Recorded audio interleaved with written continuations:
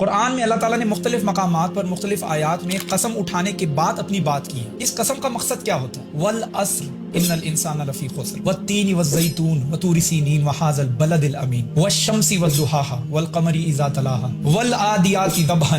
یہ ساری کی ساری قسمیں جو اللہ تعالیٰ نے کھائی ہیں نا، ان کے دو پورشن ہوتے ہیں۔ اب جب بھی آپ کے سامنے کوئی ایسی آیت آئے گی جس میں اللہ تعالیٰ نے قسم اٹھائی ہو تو آپ کو یہ دو پورشن ضرور یاد ہے۔ پہلا پورشن ہوتا ہے مقسم بھی، the object of the oath, یعنی آپ کس چیز کی قسم اٹھا رہے ہیں۔ دوسرا ہوتا ہے المقسم علیہ، یعنی قسم اٹھانے کے بعد کیا بات کی جا رہی ہے۔ اگر میں آپ کو اس کی سمپل اگزامپل دوں تو میں آپ کو کہتا ہوں کہ مجھے گندم کی قسم ہے، مجھے بہت زیادہ بھوک لگی ہوئی ہے، تو جو گندم جس کی میں قسم اٹھا رہا ہوں that is the object of the oath، مقسم بھی، اور اس کے بعد جو میں بات کر رہا ہوں کہ مجھے بہت بھوک لگی ہے that is the subject of the oath۔ تو اس کو آپ نے سمپلی اس طریقے سے یاد رکھنا ہے، جب بھی آپ کے سامنے قسم آئے گی تو آپ کو پتا ہوگا یعنی جس چیز کی اللہ تعالیٰ نے قسم اٹھائی ہے، والعصر زمانے کی قسم اٹھائی ہے، اس کے بعد کیا بات کی ہے؟ ان الانسان لفی خسر، بے شک انسان جو ہے وہ خسارے میں، that is the subject of the oath۔ اب قسم اٹھانے کی ضرورت کیوں پیش آئی اللہ تعالیٰ کو؟ I am the student of communication، میں آپ کو اس کو کمیونیکیشن کے ذریعے بتانے کی کوشش کرتا ہوں۔ ایک اسپیکر ہے لیکن بات کرتے وقت یا اسپیچ دیتے وقت اس کو ایسا محسوس ہو رہا ہے that people are not interested اور people are not trusting me، so this is the only reason کہ اس کو قسم اٹھانی پڑتی ہے۔ یعنی میں آپ کو کہتا ہوں کہ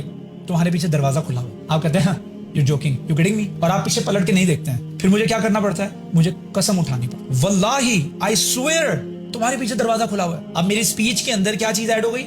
ایک قسم ایڈ ہو گئی کہ میں قسم کھا رہا ہوں، دروازہ کھلا ہوا ہے، میری کمیونیکیشن سٹائل بدل گیا، میرے جملے کے اندر زور پیدا ہو گیا۔ تو قرآن میں بھی مختلف مقامات پر اللہ تعالیٰ کی جب آپ قسمیں دیکھتے ہیں کہ اللہ تعالیٰ نے قسم اٹھانے کے بعد کوئی بات کی، اس کا مطلب وہ بڑی امپورٹنٹ بات ہے۔ یہاں پر اللہ تعالیٰ کی پرائمری آڈینس جو ہے وہ عرب ہے، یہ قرآن جو ہے عرب میں نازل ہوا، ایون دو کہ قرآن جو ہے وہ ٹائم لیس ہے، جو 1400 سال پہلے بات کی جا رہی تھی آج بھی وہ بات اتنی ہی اوتھینٹک ہے، اتنی ہی ریلیونٹ ہے۔ لیکن عرب پہ جب یہ قرآن نازل ہو رہا تھا ان کا انٹرسٹ تھا ہی نہیں، ان کی دلچسپی تھی ہی نہیں۔ وَإِذَا عَلِمَ مِنْ آيَاتِنَا شَيْئًا اتَّخَذَهَا هُزُوًا، every time they come to know something about the Quran they try to make a joke out of it، اس کا مذاق اڑاتے تھے۔